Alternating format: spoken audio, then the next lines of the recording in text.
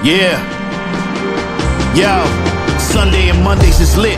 We hit the field, pads clashing, quarterback vision, throw deep with mad passion, defense pressing, they're blitzing like wolves. I'm juking through the line, there's pressure in these moves. It's 4th and inches, pod and long. The crowd is loud, we're bringing the storm. Hail Mary in the sky, let it fly, do or die. Touchdown dance, now the end zone's on fire.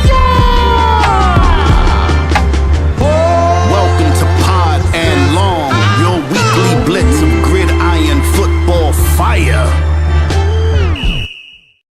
Hello and welcome to Pod and Long. I'm your host Ryan. It's great to have you with us. I'm here once again with the Word of Drew. Can we all finally admit that Doc Rivers is not a good basketball coach?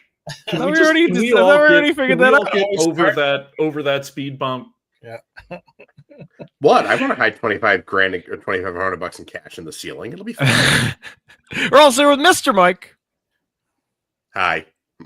You're doing great. And we're also here with a very, very special guest. It's Tread from Tread Talk, Tread Hulse, my good friend. I realized I was supposed to put something funny under there. I just put like one of the things I do. So see, we don't actually do anything seriously or also true. True. So yes. For us, it's I could have done like my fantasy football name or. What's your fantasy football name? Correctly, you've promoed yourself. That's what you're supposed to do.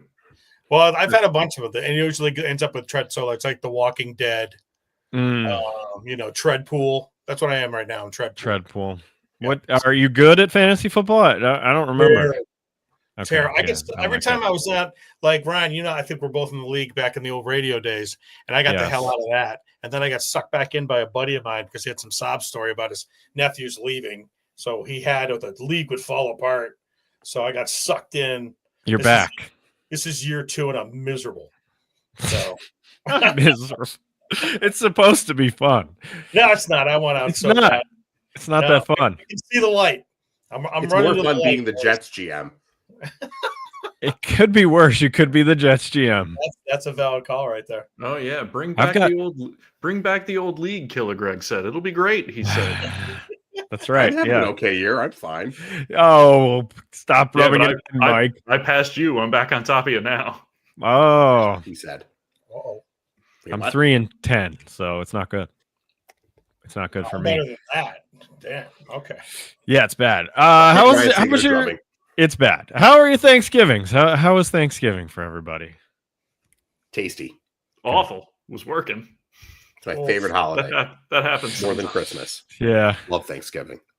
Yeah, my daughter's the same way. She loves it. Like because it's an eating holiday. So she loves it.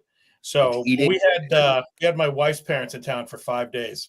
So I don't think I need to say any more than that. Okay. So you're tapped out. You're tapped out. My argument for Thanksgiving is this. It's eating. It automatically turns into at minimum a 4-day weekend because it's on a Thursday. You can basically take a nap at any point during the day and it's socially acceptable. True. There's football on to watch, and elastic pants no longer have the same taboo. So it's kind of a win all around, really. Yeah. Thank you, COVID. Yes. That is a good point. All right. Well, before we move into the A block, we've got merch. So let's look at the merch. There's the merch. You can get some WSEL, the Weasel. 107.3, the Weasel, WSEL. McConkey. Jake and the Fart Dog. Is this for real? Yes, this is for real. How come I don't have any? I got to get some. We'll get you some. We'll get you some. We'll get you some. Should we play swag? For what it's worth, I also don't have any. Oh, okay. I don't either yet. Actually, I don't have any of our. Here's Jake and the Fart Dog. Wake up! It's Jake and the Fart Dog. That's right, buddy. Oh, he's armed and gassy this morning. Deep rumbling fart. We are live, 107.3.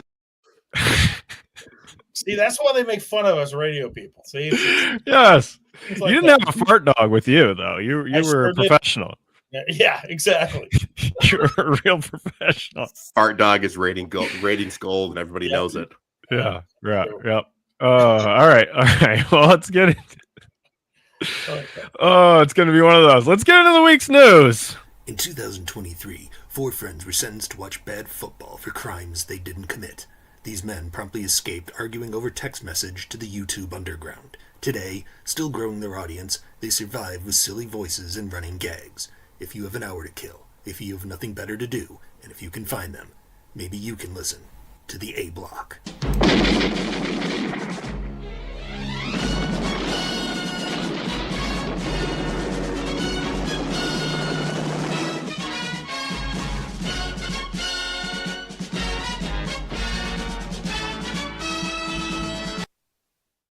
Ah, yes, the A Block. It's taken me more than a year to realize that at the beginning of that, Chris says we were sentenced for crimes we didn't commit. No, we committed those crimes. Yeah, we committed we deserve that happened. Fine crime, Your Honor. Most of it was about Hackett. Yes, that's true. We did make fun of Nathaniel Hackett a lot before he got fired again. Hey, quick side story. I almost took a swing at the guy who played Mad Murdoch in the original series. What? Really?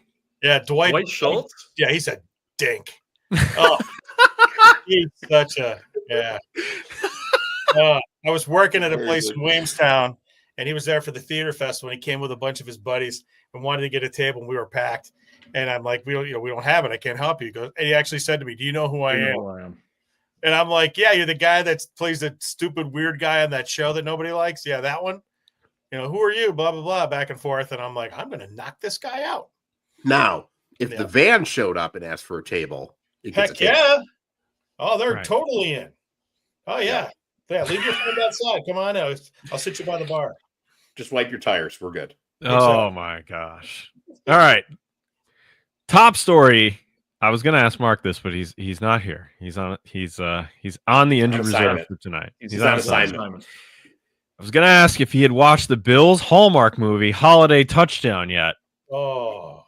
But I did. I watched Holiday Touchdown. I watched the whole thing.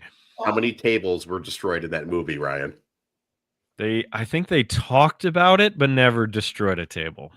It's Hallmark. Classic Hallmark, never delivering on its promises. It was good. Thurman Thomas was in there. Scott Norwood was in there. My wife was very into it. She's like, "There's got to be Jim Kelly's got to be in it. Jim Kelly's got to be it." Well, of course he was in it. They save him to the end. It's Hallmark. They know what they're doing. So, if it's okay, can I guess the plot? Was there a girl who owned a independent Bill's souvenir store, and her boyfriend comes back from the city, and he works for Starter or something like that, and they want to buy her out? Solid. She's a doctor. Wing company. She's a doctor. And her love interest is the guy building the Bills stadium. Oh, just the one guy. He's the only. Well, he gives a pep talk, like a coach style pep talk to his team of builders. I'm like, who would accept this? You know who else was a carpenter who performed miracles? Oh. I see what you did there. I see what you did there. Yeah. Well, Holiday Touchdown. It's worth a watch. Go ahead. That's check it out. You know it. Don't even. Is it? It is. It's fine. Well, we've got you here, Tread. So we need to bring it up. Mike Tomlin in the news today. You're a Steelers fan, Tread. I am, and that's funny. You notice I'm wearing the other football. I'm wearing my beloved Arsenal, who won today, by the way, 2-0. Very nice, very nice. The NFL for the life of me, and the one thing I can't figure out in the NFL is the Steelers. I've been a Steelers fan for, good God, 40 years now, something like that. Been to a bunch of different games and everything, but yeah, and I've been saying this for a while. Mike Tomlin is a very good coach. Mike Tomlin's a really good guy. You want to hang out with Mike Tomlin. Mike Tomlin, however, is only going to take the Steelers so far. When they get in, and they actually win a playoff game, which they haven't done, by the way, kids, since 2016, gets into the next round and starts playing some real teams, he gets out-coached every single time. They have the same story every year. They're going to run the ball and pass it, They haven't had a good quarterback since Ben Roethlisberger, and I hate to say it because he is who he is. And they continue to just, and every time he steps up onto the microphone, it's the same stuff. It's word salad. He's saying the same stuff. Yeah, I'm disappointed too. And they're not going to fire him because the Steelers don't fire their coaches. Tomlin's going to have to walk away. Will he walk away? Who knows? There's talk he could do television. Then Ben Roethlisberger floated it out today that he could go take a Penn State job. And there's a lot of guys like Rex Ryan was saying the other day, Mike Tomlin, if he were to get fired, somebody would pick him up right away, and they should. He is a really good coach. But when you're a Pittsburgh Steeler fan, you have 6 titles for a reason. You expect results. You don't expect 9-8. You don't expect to go out in the first round of the playoffs. You expect more from your team, and we haven't gotten that from the Steelers and Mike Tomlin for a long time now. It's Marvin Lewis, damn it. Yeah, it's Marvin Lewis's fault. Well, he's turned into the new Marvin Lewis. That's what I'm saying, is that he gets them through the division or gets them into the playoffs. Drew is not happy about this. No, but it's true, though. There are certain coaches that'll take a team to a certain level, and they can't go past that. I would argue, though, that it's not entirely coaching. I would argue that the roster has been pretty depleted. Yeah, how much blame does the GM There's been a deserve? lot of bad GM moves. I think they're have been GM bereft of talent for a while. Yeah, the problem is they can't seem to draft a good wide receiver. They haven't done that in a long time. And when they do, for some reason, it decides to be an attitude problem, they ship him somewhere else, which I'm not completely all that upset about. But when you start looking at the offensive side of the ball, the offensive line has been patchwork for a couple of years now. They can't seem to find the right running back who's willing to do what he's supposed to do, and it's receiver by committee. I mean, they just brought in Adam Thielen, who's 48 years old right now? Like, I was on the Steelers Twitter page today, and they showed the signing. I'm like, thank God we're saved. I mean, come on. All right, this guy should be buying Christmas shopping for his grandkids right now instead of playing whiteout for the Steelers. But that gives you an idea where they're at. They're not going to go anywhere. They might beat they may beat the Ravens because the Ravens are a mess. As much as Lamar Jackson is great, their defense is, which is scary to say because it's the Ravens, but they've been playing terrible. Yeah, they've been playing pretty terrible, and it's a rivalry game. So you could see something like that happen. And you look at the rest of the Steelers' schedule, yeah, they could go 9-8. They could even go 10-7. They might even win the division because the North is a mess. But then so what? And then, so they go on to the playoffs and get their heads kicked in the first round. Yay. I think John Harbaugh is a bigger risk of getting canned. Oh, that's interesting. That's a great point. That's a really great point. I got to wonder if the ship has kind of sailed in Baltimore for him. Like, it's been a number of years now. Even when they were firing all cylinders, they fall apart at the last moment. Like, is it, again, no matter where you are, after a period of time, your message kind of begins to fall on deaf ears because it's just, as a coach, you have a certain rhythm, you have a certain methodology, and players get burned out by it. Now, some, it's the same thing. I'm a Niners fan, and they had all had enough of Harbaugh by the end of it. And that didn't mean Harbaugh was a bad coach. Yep. It just meant that his window of time of being effective in that location was more than likely over. Yeah, I don't think that's the case for Mike Tomlin quite yet. I think I'm more with Drew in the argument, but I think it's. I don't think you can pin this squarely on Mike Tomlin. I think it's a lot of really, really bad GM moves, and they need a better GM. I'm a big fan of a fresh start. I'm just as a Steelers fan and Steelers fans, because you don't hear it nationally, because again, the team finishes 9-8 and 10-7, and people are like, "What are you bitching about?" Who are you going to get that is comparable or better? Yeah, and that's a bigger question. Who's gonna fill those shoes? Who are you gonna get? That's the problem. Doesn't this now, I was pretty young at the time, but doesn't this feel like the exact same conversation they were having about Bill Cowher before they drafted Ben? Yeah. That his message had faded, that he'd been there too long, that he couldn't get them over the hump, and then they draft a Hall of Fame quarterback and they win. Who's Mike Tomlin had since Ben retired? Nobody. Name one decent quarterback they've had since he retired. One. Baby hands. They made Justin Fields look good. Yeah. That is true. Mike Tomlin is not the problem, and he will not be fired because the Steelers are not a democracy. Yeah. They do not. The only issue, though, is like franchise run. They're never going to bottom out. Like, they're at this point where they can't get bad enough to get the high draft pick. They shouldn't want to bottom out. Reminder that until recently, I was a Raiders fan. Do you want to know? Do you want to know how the other half lives? Do you really? That is true. That is. I can't remember the last time I watched a meaningful football game in January. They've been terrible my entire adult life. Is that what you want, Steelers fans? I don't think that's what you want. Bounce. No, but it's gotten to the point where it's gotten that bad where they're in tight games and you want them to lose. But how do you get that quarterback? I guess is the question. You're never going to go below the 8 wins. So, but I think to Drew's point, that's where the problem has been, is in any of the free agent moves, which they don't make a lot of. The Steelers are notoriously frugal. They always have been. They'll make a big deal here and there and be able to say, no, we spent money. We just gave TJ Watt a ton of cash, or whoever else.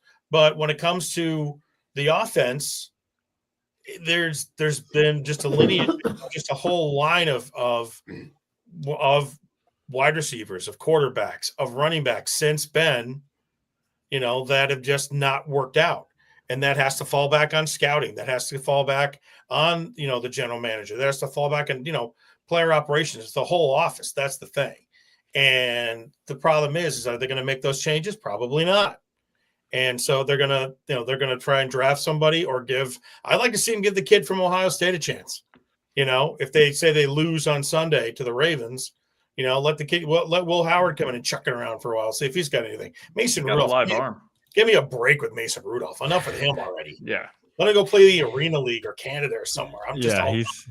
He's not gonna make it. I do have to admit it was enjoyable watching Poochie get Pepper Johnson. It was great. Yes, Aaron Rodgers looked very unhappy. Yeah. Yeah. Well, but I mean, when I had signed him, it was just like, I think I was like blind in one eye for a little bit because I rolled my eyes so hard when they're like, the Steelers get Aaron Rodgers. I'm like, great, here we go. That signing could have made sense before he signed with the Jets. Yeah. Before he was ruined by the Jets. I think if he doesn't have that injury in the first series of that year with the Jets, that did kind of ruin him. It did. I think it screwed up the entire. Like the Jets are cursed because of Joe Namath, and we all know what he did. We all know why. And Tread, you're new here. My theory is that the Jets have been cursed by something Joe Namath did, and the curse won't be broken until Joe Namath dies. They've been cursed by something. Or maybe Joe Namath is the last successful Jet, and he seems to just keep living, and they seem to keep getting worse. So that's the most successful Jet since then was Mark Sanchez, and he's taken a turn. Yeah, that didn't work out for him either. Stabbing. Prisoner number 2177578. Mark Shanks. Just remember, Mark, you can make sangria in the turlet. Oh God. Well, we'll see. I don't believe Mike Tomlin is really on the hot seat, even though Ben Roethlisberger and James Harrison say so. Yeah, maybe it's like a mutually parting of ways for real. He's gonna have to step down. They will not fire him. Even to the point if they're saying and all four of us have had that moment where we've gone and met with management and they're like, listen, we can go about it two ways. You can say you didn't sign a contract, or you can say that you're leaving to pursue other things, or we fire you. Isn't his contract up? His contract is up, right? Yes. At the end of the year? Yeah. So he's it could not happen. going to Penn State, by the way. No, that's wishful thinking. Would he be a good fit there? Maybe. Will he be a college coach? No. No, he doesn't want to coach in college. No, he doesn't. He's through. Tomlin is through 2027. Oh, is he? Oh, okay. Mm-hmm. Oh, wow. I thought he just signed an extension. Yes, he did. He signed it in mid-2024. Right. So they're not getting rid of him. It's about a $50 million contract. Yeah. Yep. There's no way they're getting rid of him. No, he's gonna have to walk on his own. They're not gonna shove him out the door. Well, let's talk about a coach who did walk out the door. I know that the Stripe Spiral is our college football segment, but we got to talk about it here. Lane Kiffin left Ole Miss in the most obvious of all time. I did laugh a lot when I was watching the coverage because ESPN and all these networks, they love talking about Lane Kiffin. They love the drama of Lane Kiffin. There's a lot of meat on that bone. And they ask him what he's going to, after the game, what are you going to do? Well, I got to pray. Pray for more money? Is that what you're doing? Is that the money was equal? Yeah, the money was equal. Ole Miss, which does not have an athletic department that has the kind of money that LSU does, was prepared to make an equal offer. So was Florida. Florida smartly got out of the way. They avoided that. Yeah, they got out of the smartest thing they've done since Tebow graduated. LSU is currently paying 3 football coaches. Yes, $162 million. Yes. Yep. They could have just brought back Ed Orgeron, save themselves. Was it the governor who said they're going to bring him back? Bring back Ed. Yeah, bring back Ed. There's a million permutations to the Lane Kiffin story, but here's the few most interesting ones. Is one, he spent all these years at Ole Miss rehabbing his image just to turn back into Lane Kiffin. That's so true. 2, why are we paying this guy what they're paying him per year? What's he won ever? That kind of money is reserved for people who have won championships and bring pedigree. Remember when he got fired on the tarmac at USC? Mm-hmm. Yes. Remember when they put the his clothes out Raiders? in the street at Ole Miss? Remember when he had Sebastian Janikowski attempt a 76-yard field goal with the Raiders? Yes. Remember Tennessee? Remember when Nick Saban fired him the week before the national championship game? Oh yeah. Like, why does this guy deserve this amount of money? And by the way, you go to LSU, from the other side of it, not only why does LSU want Lane Kiffin, why does Lane Kiffin want LSU? Why does everybody think that's a good job? They've burned, Brian Kelly, who's probably not as good at Brian Kelly's probably not as good a coach as everybody thought he was, him and his family. And then on top of that, like, you got rid of Ed O, who won you a national championship. But by the way, he won a national championship because he had Joe Burrow and Jamar Chase and Justin Jefferson and Clyde Edwards-Helaire and a billion dudes on defense. I think the four of us coaching that team would have won a national title. And before that, you got rid of the hat. Now, there were some problems with the hat, and that's why he hasn't really appeared in public since. But still, like, and oh, by the way, the school currently does not have a president. It's got an interim president. It's got an athletic director who they say isn't an interim athletic director, but he was until they took the interim word off of him for their coaching search. And all of a sudden, you think you might answer to the governor. Why on earth would you want the LSU job? Yeah. The best part, though, is with this whole situation, one of the funniest parts, because you got to look at the humor, because it's very humorous. Yes. Is with I love the governor's press conference when they fired the other guy. And it's, first of all, the governor sounds like he's Foghorn Leghorn. Yes. So, what are we doing here? We're having this guy spend all this money, and then we pay all this money to get this guy to go away. So they go through all that, and then let's bring in this other guy, give him a whole lot of money, and then if he has to leave, we pay him a lot of money to go away. So it's not, all of a sudden you got, Bobby Boucher is your governor of Louisiana, going through the same thing again. And you're like, it's an exercise in madness. And by the way, like, okay, I understand LSU's athletic department does not operate under the same rules as the rest of the state, but like, that's not one of the richer states in the country. No. Right. And so all of a sudden the governor is involving himself in, I don't know. The whole thing is stupid. I can't imagine why LSU wants Kiffin so bad. I can't imagine why Kiffin wants LSU so bad. Like, at this point, that seems like a lateral move from the kingdom he's built at Ole Miss. And oh, by the way, I know people are like, oh, Ole Miss should let him coach the CFP games. No, they shouldn't. Because you know what he's going to do? Because like the portal opens in like 2 weeks. He's going to tell everybody at Ole Miss, why don't you come with me to LSU? Now he could do that anyway, but why make it easy on him?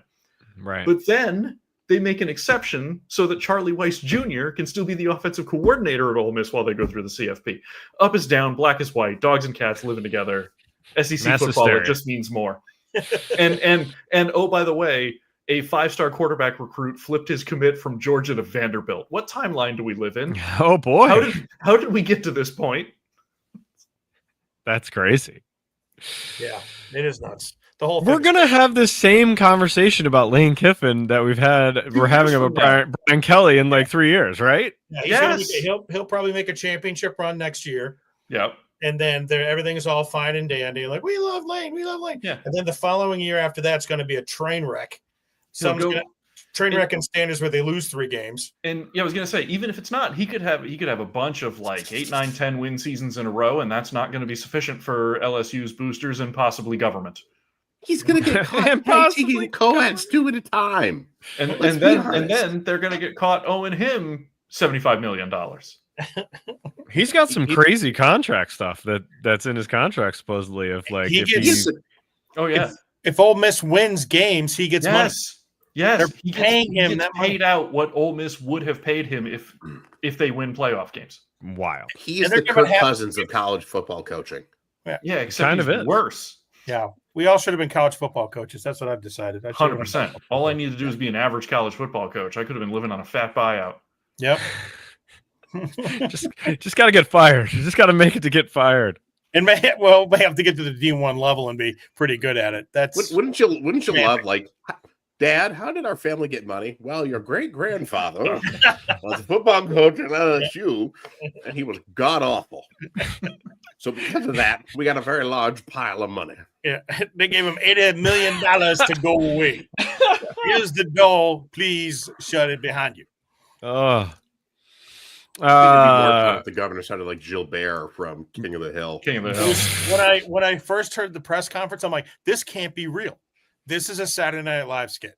Yeah. This is not the governor of Louisiana. And then I saw it on TV. I'm like, sweet Jesus, it really is. Velveteen, gentleman knows the difference.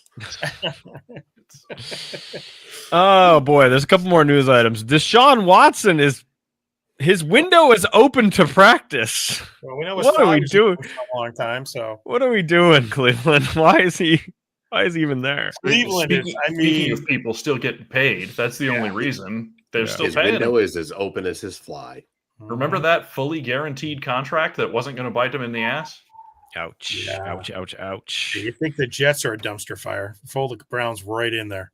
Holy! Fun fact: I've said it the Browns before. are It's worth pushing for a saying new again. stadium. Said it before. It's worth saying again. A friend of mine is a Browns season ticket holder. They raised their season ticket prices 30% this past offseason. That's crazy. Insane. And they're going to be shopping for a quarterback in the draft. They're going to be doing it again. Same as it ever was. They drafted 12 of them. They didn't work out. So now they're going to go after another one in this draft. Amazing. We'll see. Abdul Carter we talked a lot of crap about Abdul Carter. He's got some stuff going on. Stuff. He's got some stuff. He's been suspended twice now for not a whole game, just a half. 2 games in a row he's been suspended. One of them potentially for watching porn in the training facility. Ooh. Who hasn't? Question mark. Read questions like no. The best part was it was watching porn without headphones. Yes, right. And his headphones disconnected. No. That's the story. His headphones disconnected, and so that's how they determined what was going on. Was he the second overall pick? What was he? The Correct. second? Yep. He was the second overall pick. He has a half of a sack this season. A half sack. That's it. Yeah. You can't be doing this, Abdul Carter. What are you doing? Oh, the Giants are a mess. It was also the name of the movie he was watching. What are you doing? No, half a sack. Half a sack. Oh, half a sack. There you go. And then finally, Mark wanted me to add this in. The Bills claimed Darius Slay off of waivers. Do we care at all? No. Do we care about Darius Slay being He's a claimed guy who plays football by the Bills? He is a man with 4 limbs. Yeah, he just came from the Steelers, right? I think they the Steelers cut him. Yep. Steelers didn't need him. Okay. They need warm bodies right now. Somebody can catch a football. Don't get me going. All right. Time for some categories. They have George Pick. Oh. Nice. They don't okay. have him. All right. You're hurting Tread. You're hurting him right now. It's all right. Drew, we have a guest. Please be kind. You know how this works, though. If they had kept him, he would have been the same attitude problem. He would have been an absolute nightmare. He knows, and by the way, whatever monster contract he signs this offseason, he's going to be an attitude problem for them. He's playing nice because he knows there's no heck yeah. Yeah. We're close to the breakdown in Dallas. It's going to happen next year for sure, right? Mm-hmm. It's going to happen. All right. Thanksgiving chaos is our first category because what happened here? First off, the hat is backwards. Drew's new team, the Lions. I can't get used to it.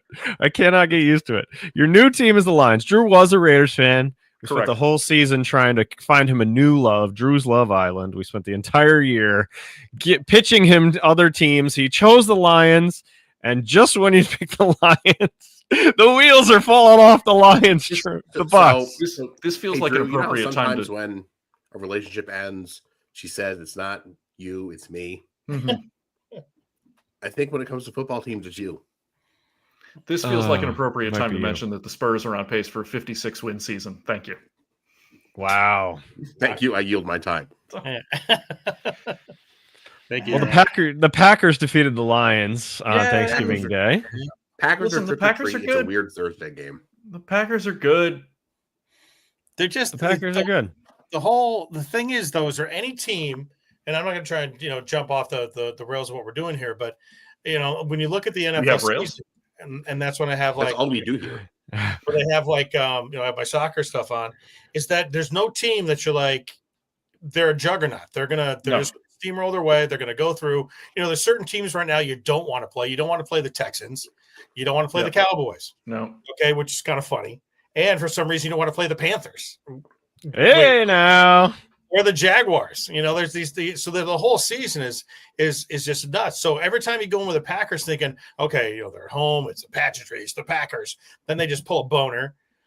which I think was one of the Abdul Carter movies he was watching. Yes. Yes, Bullet Boner was definitely an Abdul Carter. But also, anyway, I digress. But also, to the same thing with the lines. They come in with all that head of steam this year, and everyone thinks, okay, this is going to be great. Then all of a sudden, it's 4th and 11, and Dan Campbell's going, go for it. And you're like, what are you talking about? Yeah, Dan Campbell. We talked about this a little bit last week, that coaches are getting entirely too cute with this go for it on 4th down and take points off the board nonsense. Yeah, Dan right. Campbell is the king of that. Yeah. He is like Riverboat Ron times 10. He's the Super Saiyan version of Riverboat Ron going forward on 4th down. He is off the wall. And he doesn't have Ben Johnson to be like, no, stop. Or if you're going to do it, run this play that works. Yeah, please use this instead. Yes, right. Yeah, but look at Ben Johnson with Chicago. Chicago, none of those teams, no one thought was going to be where it is. Now now all of a sudden you're like, well, maybe they're going to be really, really good. But the problem is you just don't know. Yeah. You sit here and say, hey, make predictions for the end of the season. Honestly, I don't know. Which, by the way, this is by design. This is exactly what the league wants. Oh, they love it. Yeah, they love it. Team, and I'm sure we'll talk about them. The only team that I feel like I have a solid grip on how good they actually are is the Rams. Yep. But even they lost. They lost. I mean, okay, nobody's gone undefeated except one team in history. Like, I know that. I know. But it seems like every week we're like, this is the team that you should watch, and then they lose. The team like, okay, maybe not them. But I watch the Cowboys. What happened here? The Cowboys are back, baby. Cowboys take it to the Chiefs on Thanksgiving Day.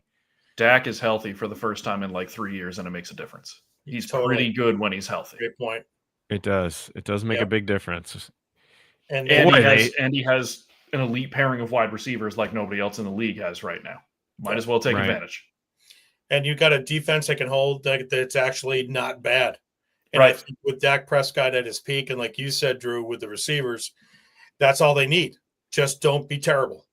Yeah. If you can, they can score 21 points, that's fine. We're going to get 27-28. That's all we need. And they've been able to go after the whole Micah Parsons thing, bringing in Quinnen Williams. And, they've been surprising where you're sitting there going like, what the heck just happened here? But they've made some quality moves, which is surprising because it's Jerry.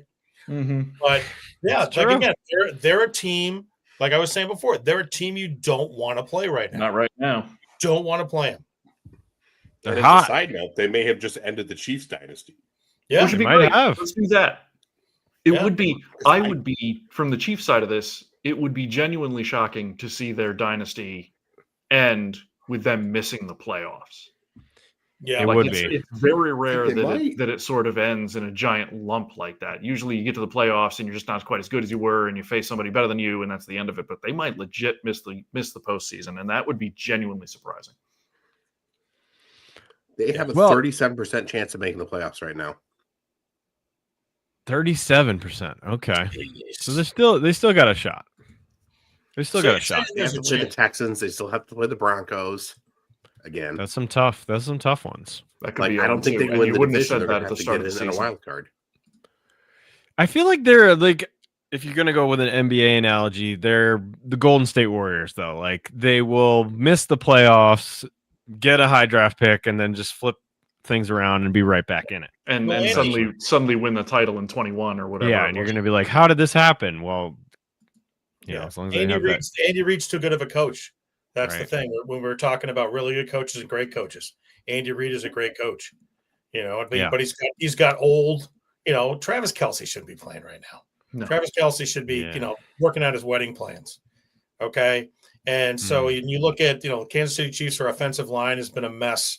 Same thing. Who's he throwing to?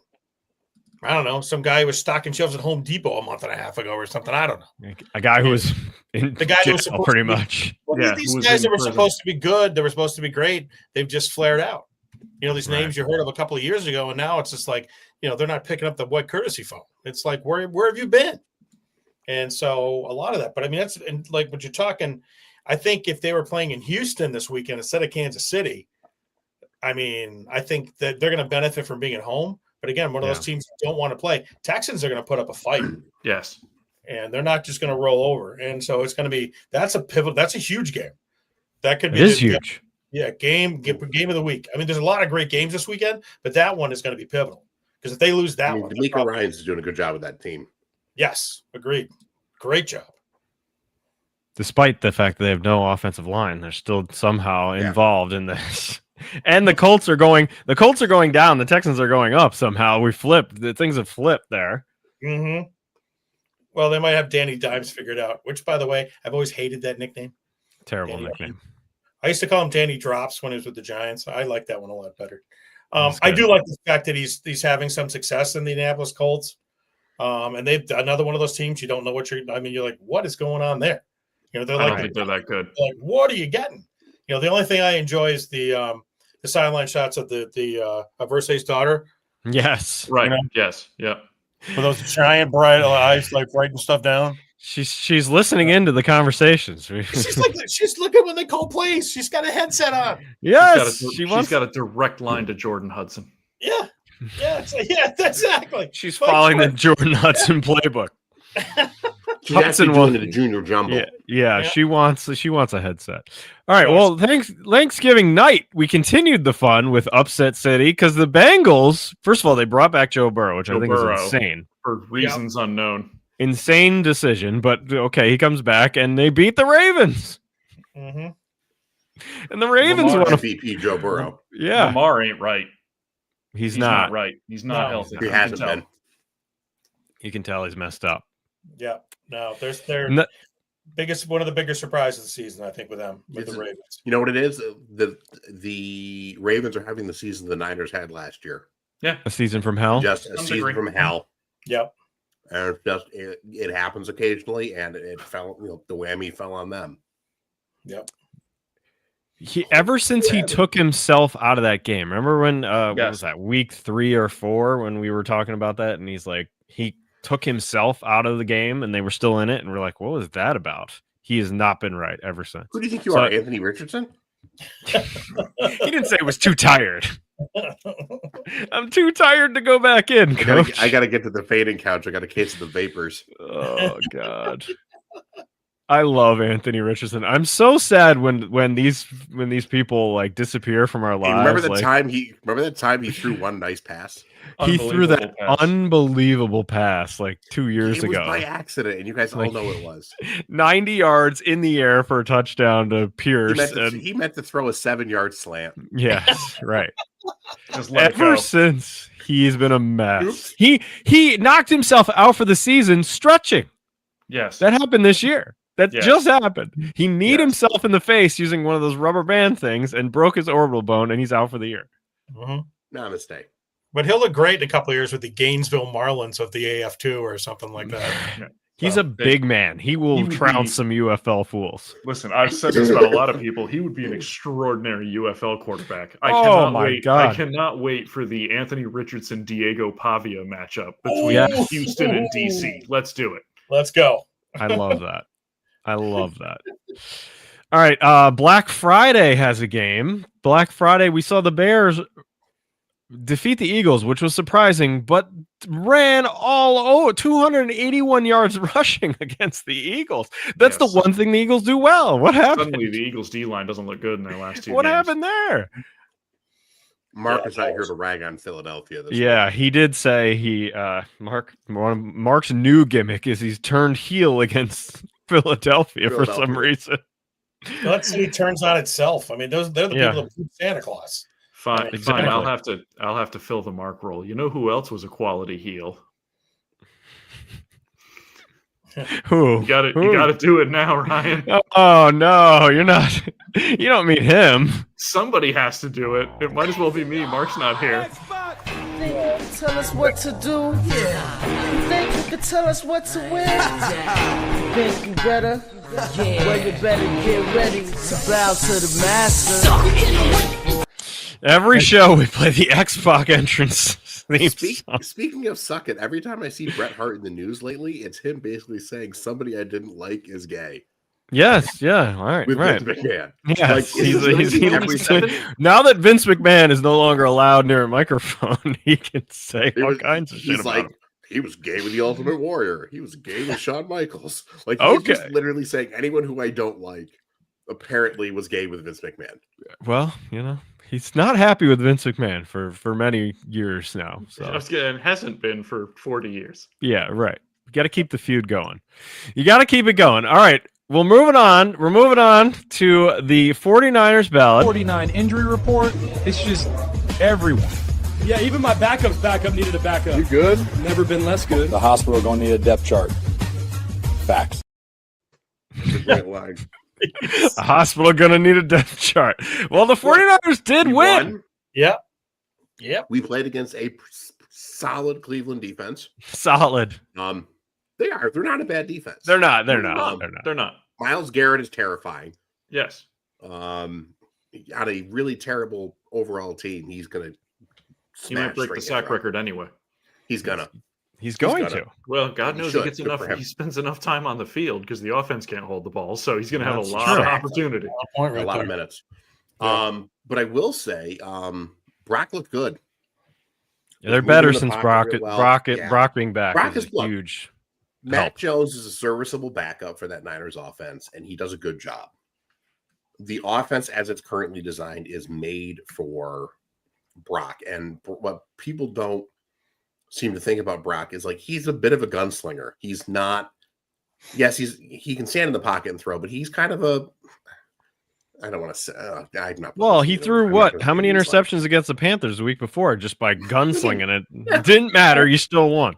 Won the game. And we won the next game. And like look, he's rusty. He hasn't played a lot of football this year. Like he's gonna make mistakes. And that Panthers D is playing out of their mind lately.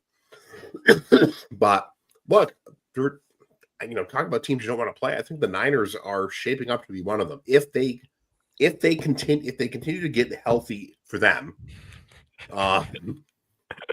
then they're the back end of their schedule is not super difficult.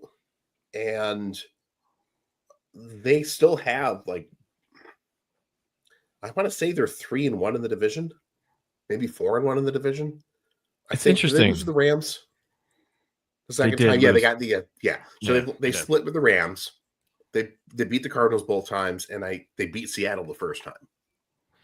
As the NFC gets worse, the 49ers are looking better and better. The Lions start to drop off, it's like, well, the 49ers are getting a little scary. I mean, if you're looking at a team that's peaking at the right time where other teams are dropping off, right? In the NFC, it might be the Niners.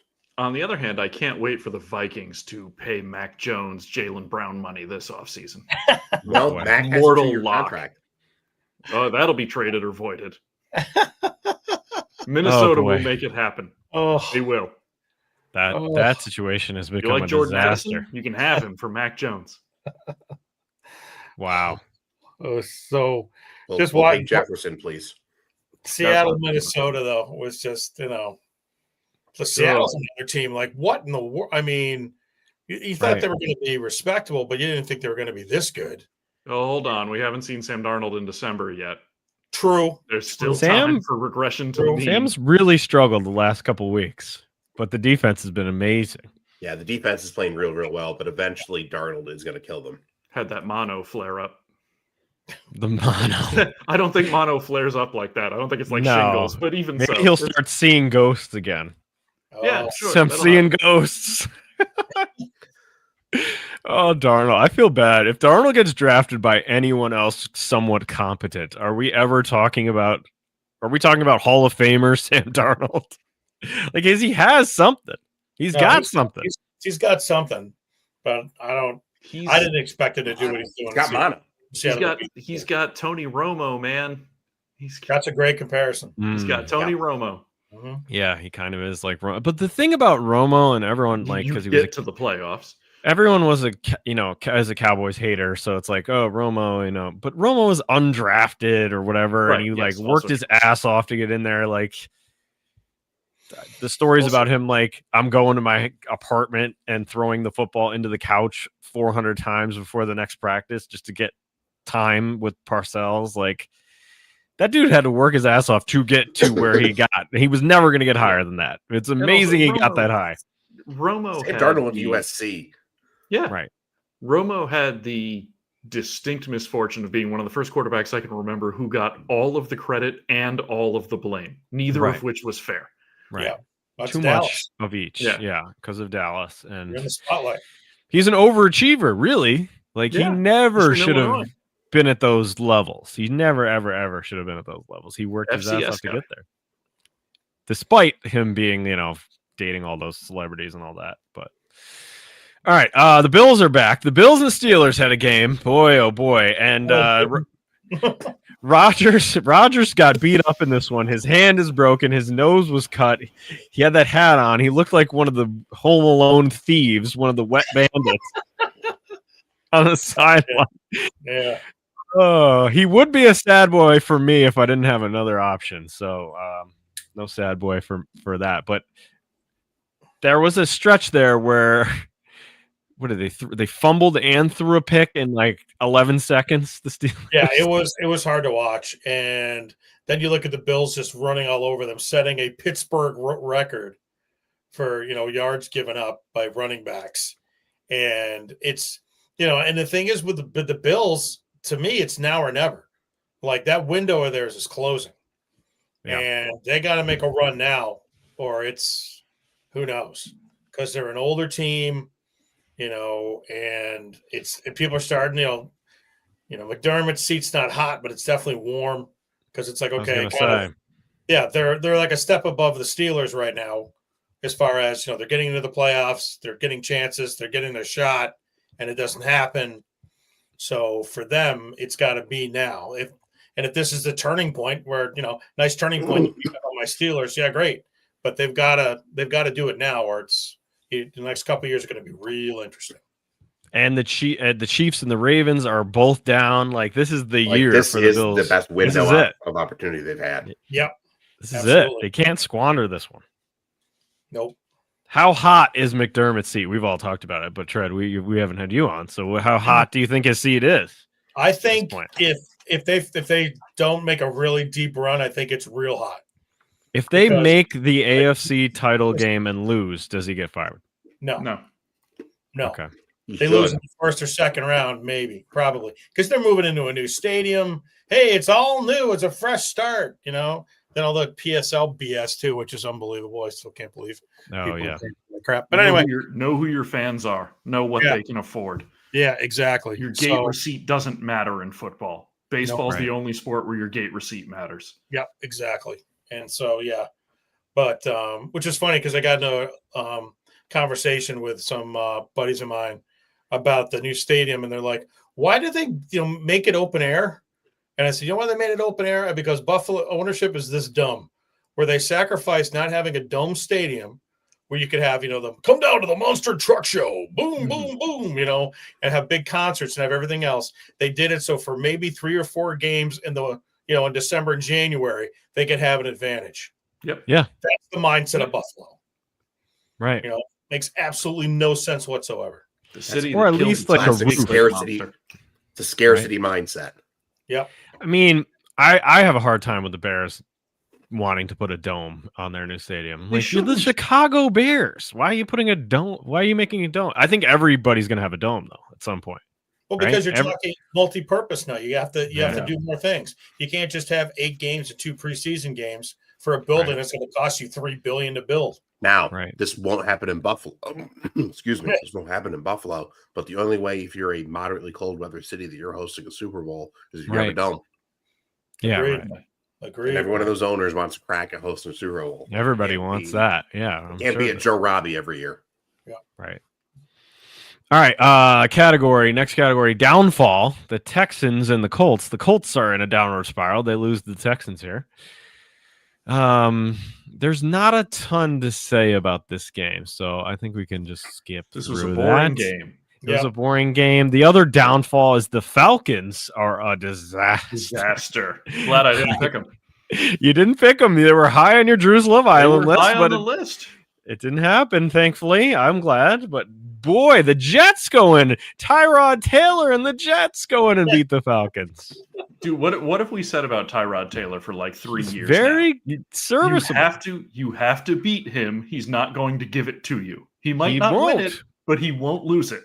Yeah, that's a good point. It's true. because he will not. It's too bad. Like Tyrod Taylor wasn't around the days of the Ravens and Trent Dilfer. Tyrod Taylor to have a couple of Super Bowls. Probably, yes, 100%. You know, he's on the correct team. Yes. Yeah, he's not going to hurt you. No, you know? But like Drew said, he may not. He's not going to be that guy. Might not win it for you either. Minute 30 and you're down by 6. Hey, Tyrod, go get him. I don't know about that. But also, that's not going to happen. Get you 21, 24 points a game. Yep. You know, that's true. That's true. Defense on the right page, you can have a nice run with them. But yeah, I mean, with the Falcons, I mean, the wheels haven't only come off. That train is spun into the ditch and exploded. I mean, holy cow! It's bad. It's bad. They're a mess. Yeah, it's a disaster. They got a lot of talent, and they're a mess. Yep. All right, Panthers. The Panthers. It's time to play the song. Our team's still a dumpster fire. It's been burning now for years. The winner's circle's been salted by the fan base's tears. We fired the corpse of Frank Reich for a coach who wrote a book about sex. That we'd find ourselves fucked now. I guess it all makes sense. Carolina, Bryce can't even dunk with a trampoline. Carolina, why is there no fanhood vaccine? It's all good. That's a depressing song, but we defeated the Rams, baby! Matthew Stafford finally throws an interception. He throws 2. He throws a pick 6. Chuba Hubbard came back to life. Bryce Young threw a touchdown that went more than 5 air yards. Tedero McMillan is good. What's happening?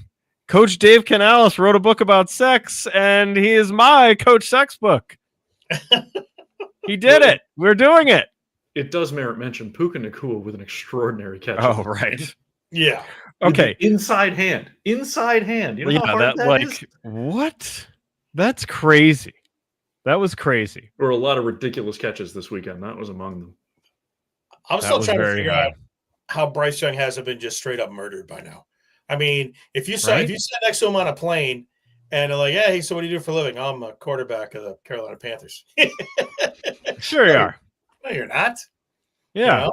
I mean, he's so small. He just continues this whole season, has been continuing to pull it out of the fire and play smart football. And he's not dumb. He is a smart human being. He's short. He's so small. Tiny. You can't be a dumb quarterback for Nick Saban. It's not allowed. Yeah. Right. Nick Saban loves him. He brings that to the table. They've had, like you said, the defense has been playing really well.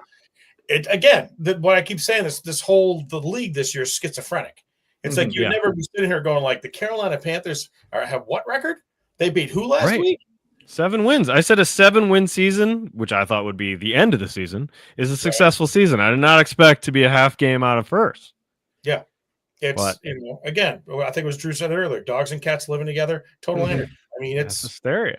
Crazy right now. Mass hysteria here. Mm-hmm. It's the biggest Panthers win. I mean, this is not a playoff game, but the biggest regular season win since 2017, probably. It's been a long time since the Panthers have had a big win like this. And let's be honest, the Rams fucked it up. They fumbled on the last possession. They easily could have taken the lead there. Now. Just take your victory lap and just enjoy it. I'll take it. Take your victory lap. You play to win. We play to win the games, and I did swear, so I have to do this. Hey, earmuffs! Quit swearing, guys. There we go. I will dunk on that kid if I have to. You need to dunk on him again. All right. The category now is McConkey. We need some explanation here. The category is McConkey. When Lad McConkey was drafted by the San Diego Chargers, we made the joke that he sounds like a 70s cop show character.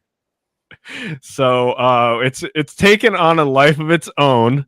Mike writes a new episode of McConkey every week. And now we have little trailers, so let's play a couple. At McConkey, he plays by his own rules. Give me your badge and your gun, McConkey! Guess I'm on my own. One man, one mustache, one mission. Take ass and kick names. McConkey wins. And I got one more. McConkey.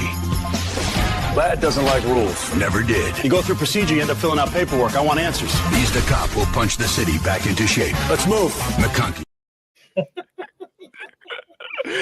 I've made about 100 of those. He's had a couple different time slots now. He's getting moved. Yep. He's moving around. Syndication.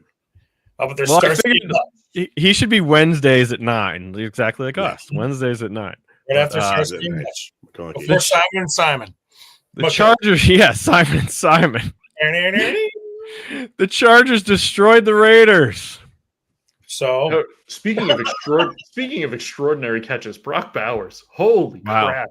Like he's that so look good. for all the Geno Smith throws his 1,500th pass directly into the dirt, and somehow Brock Bowers gets his claw under it and hauls it in. That was insane. He sucked that off the carpet. Yes, crazy that catch. Another guy, I wish that kid, him and Max Crosby. I mean, it's like, I know it's criminal. Yeah, it's like, oh, you just want to hug him, like I'm sorry. Right. It's like Mike Trout. Yeah. Oh, you're in Anaheim. Trout does it to himself. At this point, yes. Yeah, he's done it to himself. So, but yeah, anyway, this week on McConkey. Yeah, let's get the McConkey episode. Yeah. So this week on McConkey, McConkey is threatened by changes happening at the precinct. There's a new station chief brought in who begins to assign McConkey to offbeat cases and seemingly wants to marginalize him while promoting a new hotshot detective who was brought into the force. Little known to McConkey is that both these men have a connection to our drug dealer villain of the season, Harry Dean Anderson, aka John Boy. That's my favorite part. Nice. The hotshot young detective is played by a very young Don Johnson, and the grizzled detective bureau chief who's looking to undermine McConkey is played by Burgess Meredith. Oh, nice. I really thought when you said he was struggling with changes in the department, I thought it was going to be that women work there now. Oh, that totally would have been great. Yeah, a young Angie Dickinson comes in. Yes. Yeah. Liza Minnelli. Yeah. Oh, man. Yeah, no, Liza Minnelli already appeared this season as Liza a gypsy. already appealed this season as a gypsy, which might No, be no, it was, No. That was Ronstadt was the gypsy. Linda Ronstadt was Linda the Ronstadt gypsy. was the gypsy. Please tell me there's a Huggy Bear cameo. Either it happened or it's going to happen. It has to. Gotta be, just randomly. He's driving down the street, and there's Huggy Bear. Also, Tread. Fun fact: McConkey's dad is played by Abe Vigoda. Yes, that's been well established. And that's the through line for this whole season. And JJ McCarthy's dad ignores his son so that he can watch McConkey. Yes. This is how it all comes together. Yes. This is why JJ became a juggalo. Like a juggalo to get his dad. Yes, JJ became a juggalo because his dad wouldn't pay attention to him. JJ McCarthy, when we saw he walked up to be drafted by the Vikings, we're like, why are they drafting a high schooler? And I believe my response was, Dad, I finally made it this time. Let's go. Hurry up. I got to be home by dark. I'm not allowed to drive after 9. All right. Well, one of our other bits involves the Raiders, which is Geno. Geno Smith is like a dog you still love, but he keeps pooping in the kitchen, and you're like, Geno. So I had that. Come on, Geno. Again? In the kitchen, big guy? That's a flag on the plate for sure. Yeah, but look at that face. Can't stay mad. Lucky we love you, Geno. Always will. That's so cruel, and I love it. Oh, Geno again! So I love that is my dog at this point too. That's I love the best that the part. AI just 3D rendered the poop emoji. Okay, so Mark started this. He showed us this app where you can make these dumb AI videos, and so I've been trying to make them. And I spent a good hour of Thanksgiving writing to AI because they kept making the lady pick the poop up with her hand and no paper towel. I'm like, please stop making the lady. You can only do that. You can only do that if it's Pete Carroll. You can't do that. Yeah, and you can't put real people in it. You have to have fake people. So AI refuses to put in real people. Although somehow we got Abe Vigoda in the one McConkey. We did. Yep. We did sneak him in. We did sneak him in. All right, moving on to the category, which was a little more fast-paced. It's called Other. Other. The category is called Other. The Jaguars killed the Titans. Okay.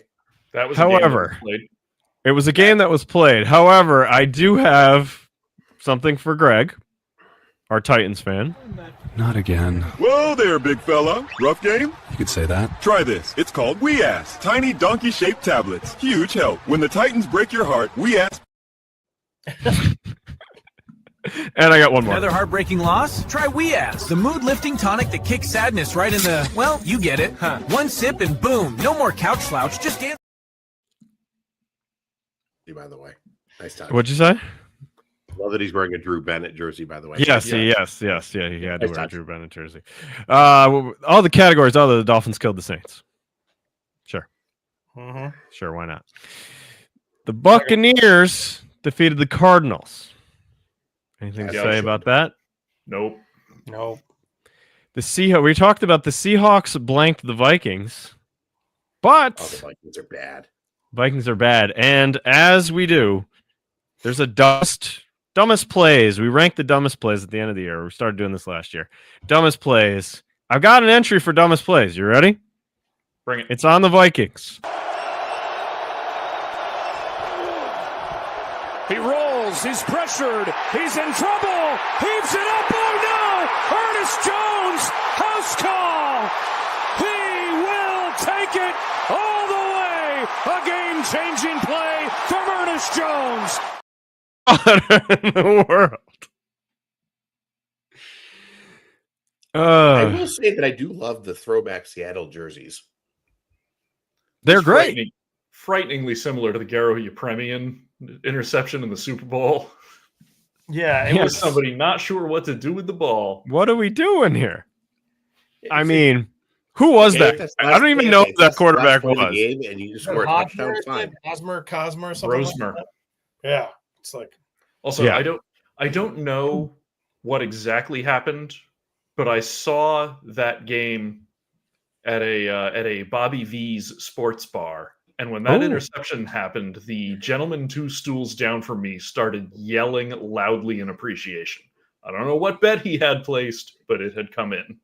Wow. Good for him. Wow. He did not subsequently buy everybody's drink. Why are you betting Seahawks Vikings? But okay. That's the sign. Well, Ryan, means that you're a degenerate gambler. Yeah. Yes. All right. The categories other. The Broncos had a kind of a fun game against the Commanders, and they had that Treylon Burks amazing catch. There was a lot of amazing catches this week. That was another one. There was. But there's not much to say here. The Broncos defeated the Commanders. Mariota blew it in the end, as he always does. I heard somebody, maybe it was on the Pat McAfee show, they're like, oh, Mariota's a good quarterback. I'm like, says who? When? At what time? Exactly. Since Oregon. Not really. Somehow him and Jameis Winston have stuck around for a really long time, though. Jameis Winston's entertaining. Yeah, you gotta love God. Jameis. I mean, he giveth and taketh away, but I mean, he's fun to watch. You never know what you're gonna get. Did you notice in the pregame hype circle for the Giants, it was Jameis leading the charge and not Jackson Dart? That's extraordinary on both counts. Yeah. I love it. Let's talk about that Giants game. The Patriots killed the Giants. Literally. They murdered them. No flags were thrown. The Giants are not good, but I think the Patriots are really good. Yeah. They were great. They're good. They look great. You know what didn't look great, though? Another dumbest play entry. Here we go. 47-yard try now by Younghoe Koo, and he stumbled. Gillen gets swallowed up. Patriots ball. There it is.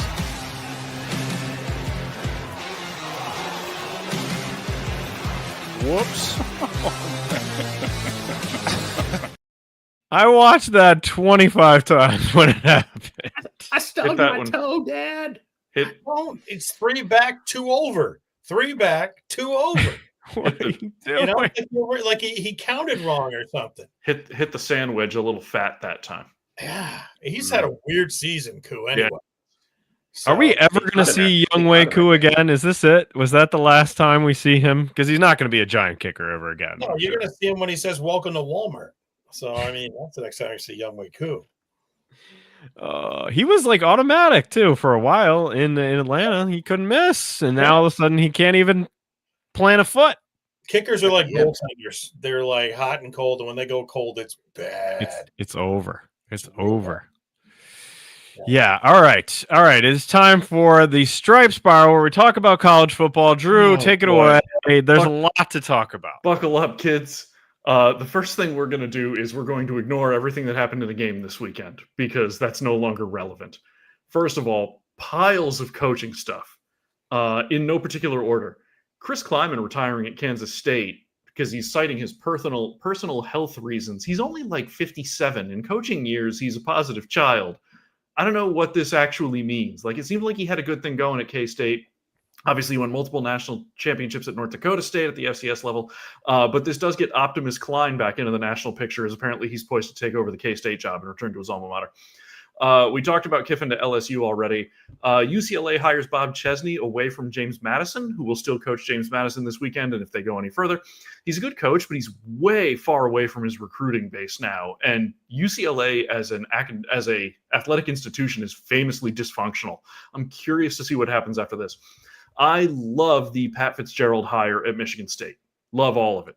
Pat Fitzgerald's a really good football coach, and Michigan State needs a guy who can win without having any talent on his roster. And Fitzgerald is capable of doing that. I kind of love John Summerall to Florida. The problem with Florida is Florida still thinks it's a really great job, but it only sort of is. Florida has money, they have facilities, they have climate, they have location, they have everything that people could want. They're close to a lot of kids' houses, but they haven't won a conference championship since Tebow. It's been a minute. And Summerall can turn it around there. He has SEC experience prior to being the head coach at Tulane, but they also have to be patient with him, and I don't know if they will be. Ryan Silverfield to Arkansas, a surprise, only because I thought Silverfield was a Memphis lifer, played quarterback there the whole bit, and he had turned them into a pretty good program, but the money came calling, and he went. Super good hire by Auburn to get Alex Golesh from South Florida. He is a really good, fiery young coach, but Auburn has a lot of the same problems that Florida has. It's not quite as good a job as they think it is, so they've got to be patient with him.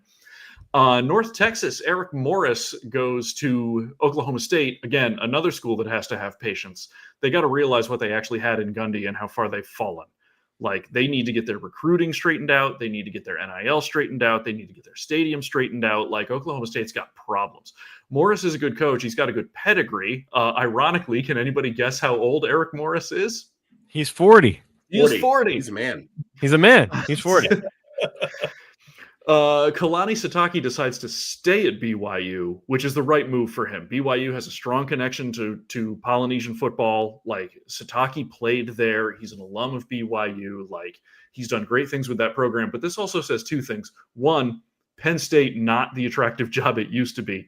Two, BYU flexing their money in this new environment. BYU's got money like crazy, and nobody ever talks about it. They are... And I've said this for more than a year now, BYU is one of those teams that nobody ever thinks can win the national championship. But because they don't have a lot of guys leave in the portal, and because the average age on their team is like 22 to 24, because the kids go serve mission and then come back, they have a mature football team of grown men. If they're willing to go out in the NIL portal and get like 2 or 3 key guys, they could win a national championship. They could turn themselves into a dynasty with the amount of money they have and the recruiting base that they have. They have all that extra money because they don't spend $10 on coffee. Also true. They like soda, though. Now let's get to the playoff rankings. Oh boy. Okay, yes, A&M loses. There's a whole bunch of stuff. The Notre Dame Miami thing is incredible, but we're going to illustrate all of the different situations here by virtue of what can happen. And this is how insane it could get. Here's what the committee wants to happen. The committee set themselves up so that they want Texas Tech to win the Big 12, and they want Georgia to blow the doors off Alabama. Because that makes it easy. That allows Alabama to drop out, even though you would be penalizing them for making their conference championship game. But if they lose by 30, Bama drops out, that would allow both Notre Dame and Miami to get in, because BYU would also be dropped out. Now, and I'm about to go into some playoff madness scenarios that I love. But I'm going to start with the caveat that everybody's complaining about the 12-team playoff and the committee process. Like, it is worth mentioning again, there is no perfect solution for college football's playoff system. There is no perfect answer. The poll system was not the perfect answer. The BCS was certainly not the perfect answer. The playoff is not the perfect answer, but that's because there is no perfect answer. Like the problem is not everybody's on the same playing field. You have 136 teams vying for 12 spots, and they don't all play each other, and they don't all even play in leagues that are the same caliber. Right. This is like when the AFL and the NFL were trying to figure out the Super Bowl, except there's 9 conferences and 12 spots. There is no perfect answer for this. Now, here's where this gets fun. Madness at the top.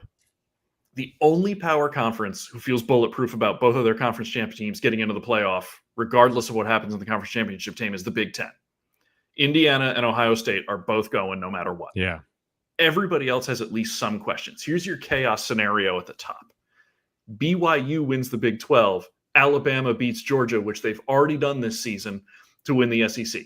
That would make BYU the 3rd highest rated conference champ. The committee would then have to find 2 more. Alabama stays in the field by winning the SEC. Georgia stays in the field because you're not going to drop them from 3 to out.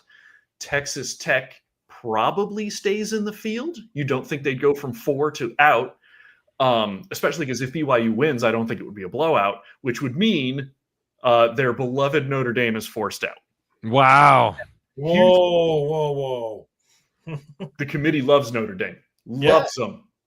Yeah. Loves them more than Miami, even though Miami beat them. They will never allow them, if they're that close, to not make it.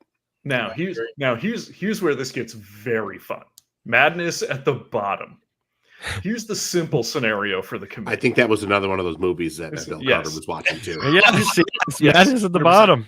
Yes. Here's the simple scenario for the committee. Virginia wins. They win the ACC. They go as the 4th highest rated conference champion. The American champion goes because both North Texas and Tulane are rated ahead of James Madison, which implies that whoever wins that game goes over James Madison no matter what happens in the Sun Belt championship game. The American champ is assured to go. Now, here's your crazy scenario. We're going to move up in craziness as we go along. Here's your crazy scenario. All of them involving Duke winning. Duke wins the ACC. Wow. James Madison wins the Sun Belt.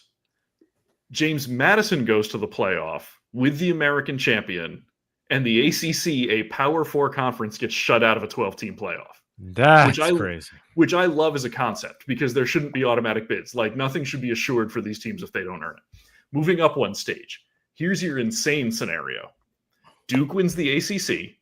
Troy wins the Sun Belt. UNLV wins the Mountain West.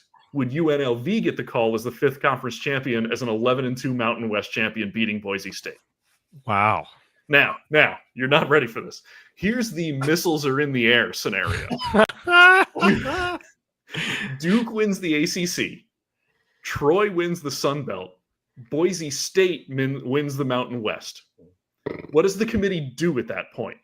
Does that open the door for a potential 10-3 Conference USA champion in Kennesaw State in their 2nd year in the FBS? That would be great. That's not happening.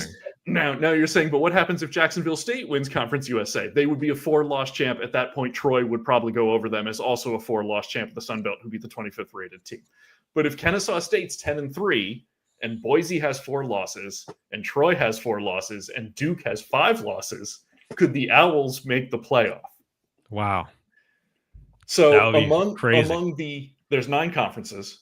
Among the ACC and the group of 5, there are only 2 league offices that aren't biting their nails at least a little this weekend, which is the American, who knows that their champion is in no matter what, and the MAC, who knows that their champion is out no matter what. The poor MAC. We will know a lot more Sunday at noon. Wow. I want Kennesaw State to make it in the worst way. That would be by great. The way, if Kennesaw State somehow makes the playoff and somehow wins their first round game, which, okay, now we're way down the rabbit hole. But chaos theory dictates that there's a universe where this exists. Kennesaw State makes the playoff and beats the number 5 seed. If they could then beat Ohio State, the state of Ohio would sink into the Atlantic despite not bordering it.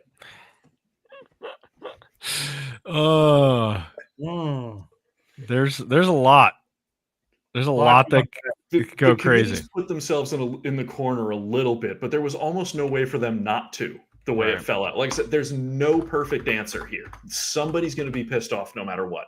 And it's not pissed off in that way where Florida State was pissed off, where they're like, hey, you kept us out because Jordan Travis got hurt. And it was like, yes, but you visibly sucked without him. That's not the problem this year. The problem is they've credited all these teams for their head-to-head wins, except for Miami over Notre Dame. Yeah. But in the end, you got to remember, too, it's a television show. It's entertainment. It is. Yeah. It but is. to Mike's point, Notre Dame's going to get in. They're going ratings. They're going to try and find the 12 sexiest teams to make it.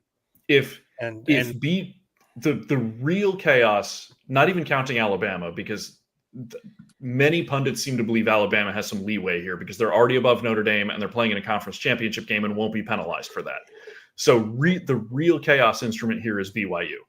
If BYU busts the bracket and wins the Big 12, Notre Dame's out. They'll have no choice. Wow. Unless they have them jump Alabama if Bama loses, which would cause a firestorm of its own. Yeah. Like the committees put themselves in this weird position where, yes, they say they value head-to-head wins, but they still apparently value bad losses. And Miami's 2 losses are worse than Notre Dame's 2 losses, one of which was to Miami. I'm hoping for chaos. I'm hoping for missiles in the air. Kennesaw State to the CFP. Yeah. Will we get stuck again with the first round matchups not mattering and all blowouts again because the disparity between, these teams that are barely making it to these real teams, they're going to get clobbered? I don't know, because you still have the potential that like Alabama's 9, right? So they're going to be on the road against whoever, Oregon, Oklahoma, somebody. Like, you're going to get a couple really good games in that first round. They're not all going to be great, but you're going to get a couple of good ones between roughly evenly matched teams. And you never know. I mean, it's better than 4. It's better than 2. So I don't really want to complain too much. I personally liked 4, but I'm okay with 12. 4 was fun because at least it was not, people weren't being left out for real. But you make more money with 12. Yeah, right. And honestly, you have 136 teams. It feels like you're less than 10% of your league still makes the playoff. Yeah. Yep. Wow. We're going to have a lot to sort through next week too. Yeah, we are. We're going to have a lot to sort through. All right, it's time for Sad Boy Boat, which is a gimmick we have where we put 4 people on a little dinghy together that are sad. It started because I forget who was crying on the sidelines, so we all gave it out. And then we had people who were the tugboat captain. We had the USS Norvell because he got real sad for a while. We had the for a while. USS Cristobal that was sinking. We had Brian Dayball in a whitewater raft next to the sinking ship. So everybody gets to put one person on the Sad Boy Boat for the week. So let's start with you, Mr. Mike. Who are you putting on the Sad Boy Boat for this week? I'm putting Raheem Morris on the Sad Boy Boat. Oh, Falcons coach. I think the wheels are really coming off in Atlanta. Is he getting fired? Is he going to be fired by the end of the year?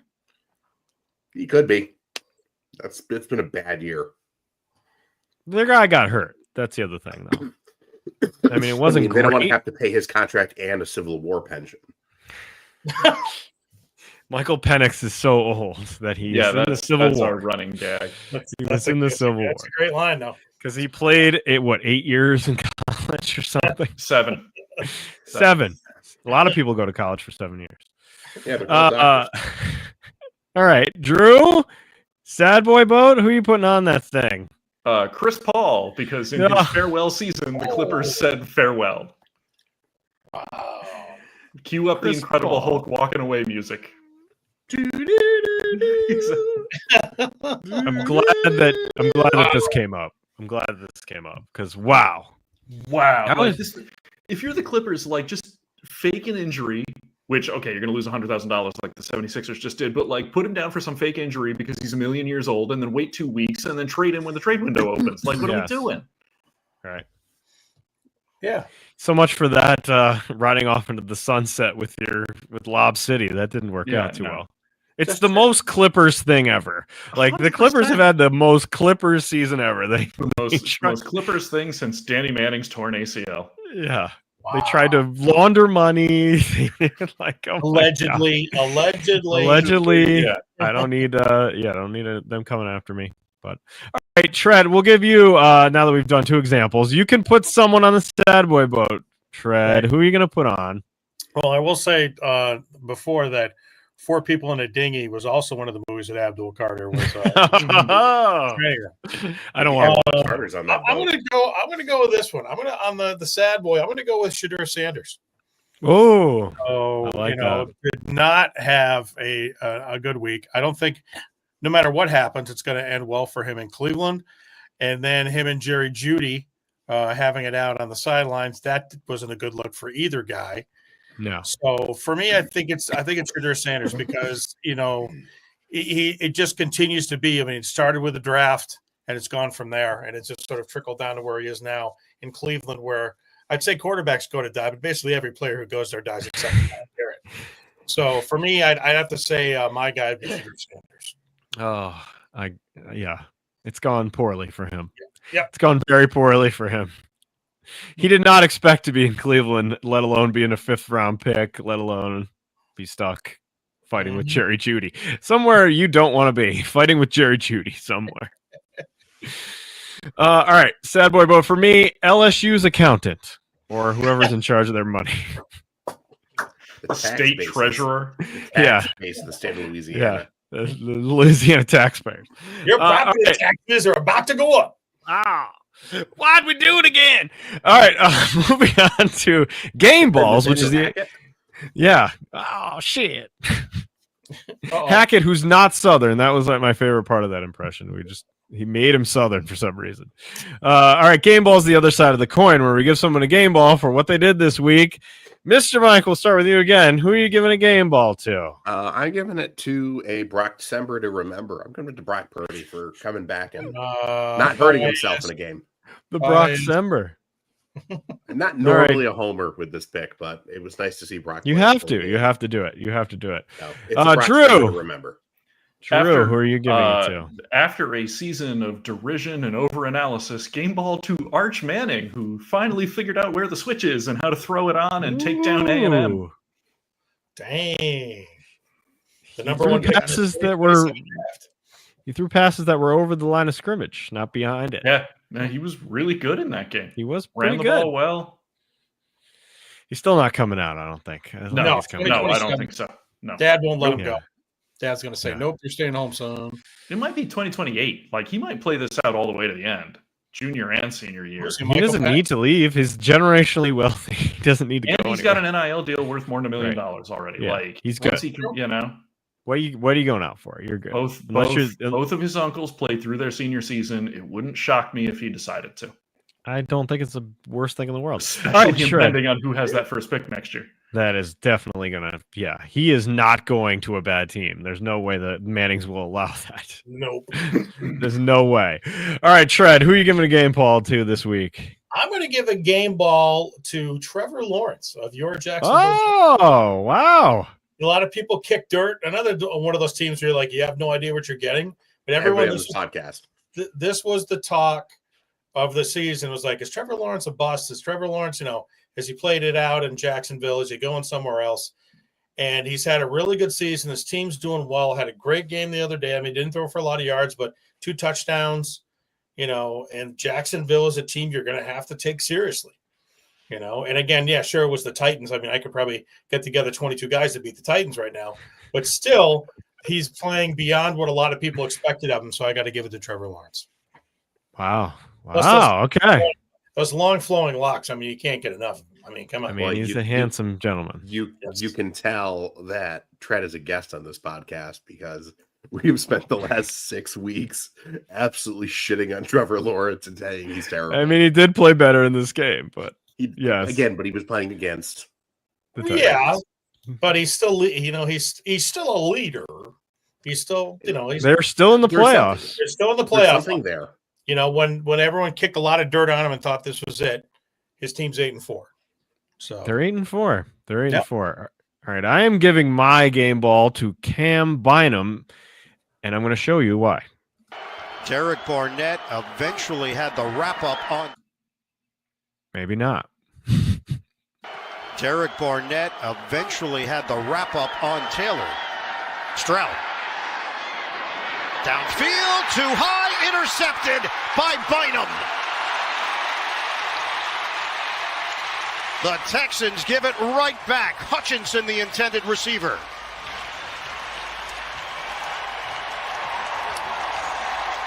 Third interception of the season for the safety, Cameron Bynum. C.J. Stroud just let this one go a little high. Okay, now that looks very, generic. Why would you show that? Why would you give this man a game ball? It's just a generic interception. I know why. Do you know why? Yes. Why? He did the Urkel dance. He did the Urkel dance. He did the Urkel dance. Should have been flagged. Should have been flagged. It was a little bit much. It was much. I loved it. I loved it. As a man, as a crossover episode, Cam Bynum doing the Urkel dance for my TGIF podcast life. Wow. I enjoyed it very, very much. So he gets my game ball. All right, time to do some plugs. Let's do some plugs. Tread, you go first. Give us some plugs. Where can people see more of you, hear more of you? Well, I am a real estate agent with Caldwell Banker Prime Properties. Get a house in New York and Massachusetts. You need a house, sell a house. I'm your guy, I guess. TreadHulseRealtor.com. I also do have my own podcast. Been a little sporadic lately just because of work and everything else, but it's called Tread Talk. You can get it on Spotify, Apple, all those places. Had some really great guests on there. Been lucky enough to talk to Steve Gorman of the Black Crows, Ethan Zahn from Survivor, bunch of different, just really cool musicians. Guy just got nominated for a Grammy, Nick Bailey. So it's fun stuff. So if you get a chance, you need something to listen to besides this wonderful podcast, check out Tread Talk. Have you? I like it. Well, thank you for coming to our Tread Talk. And have you had a chance to interview any Emmy winners? No, I have not. Oh. You might. Okay. Oh wait, you're waiting for him to show it. Oh, Rod, where's the Emmy? It's not in the room with me. Oh boy. Oh boy. You know what I like about Tread Talk is like the guests that you have, they're all personally connected. Like they're in there for a reason. They're not just bland, like generic, like, oh, I got to talk to so-and-so doing the car wash. Like you always have somebody where like, no, there's a reason for this conversation to happen. So I appreciate that, man. Thank you, buddy. Go listen to that. Plugs for Bloody Good Music, Drew. Give us what you got coming up this week.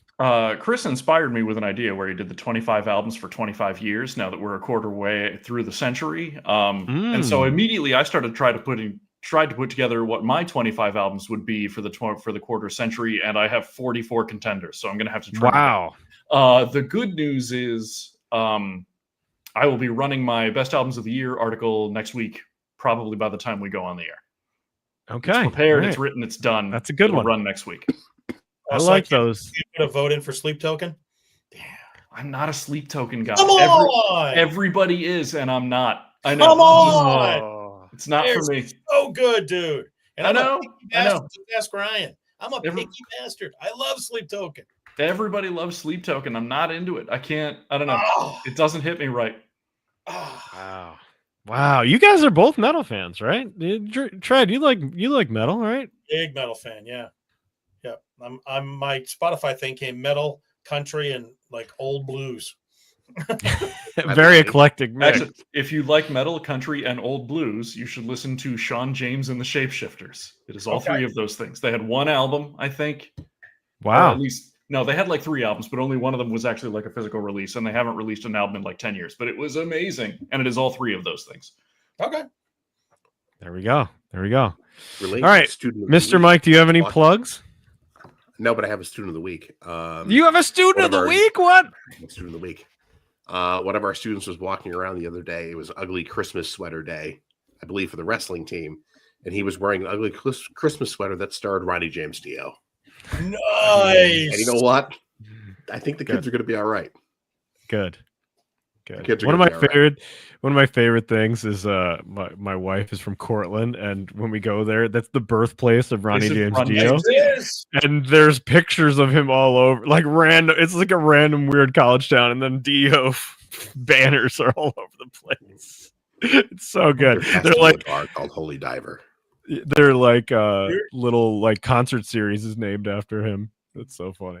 He used like to such play a weird town that he used to play at this place called the Bug Jar, which isn't far from there. Complete hole in the wall. That's great. I think it was in Rochester. I love it. Oh, there you go. Look at that. Look at that. I like the laser light show from Trent. My plug is the TGIF podcast. We are making a change due to scheduling conflicts. We're going to be doing our Christmas episode, which is one of the best ones. We're all Christmas episodes from TGIF's 90s block, or 80s, I guess, if it went back that far. So Christmas episode will be the next one. It'll be out right before Christmas, and I gotta do some work on that. So look forward to doing that. You can get merch. It's in the description below. You can get a McConkey shirt. You can get a WSEL hat. And that is it. We are done here. Thank you, Tread, for coming on and filling in for Mark. We appreciate you being here. It was a blast. Great to meet you guys and see you again, Ryan. And really appreciate you having me on. Let's do it again. It was a lot of fun. Yes, absolutely. All right, guys, we're going to hit the exit song, which makes absolutely no sense. It's going to be funny to explain on the other side. All right, peace out. We will see you in week 14.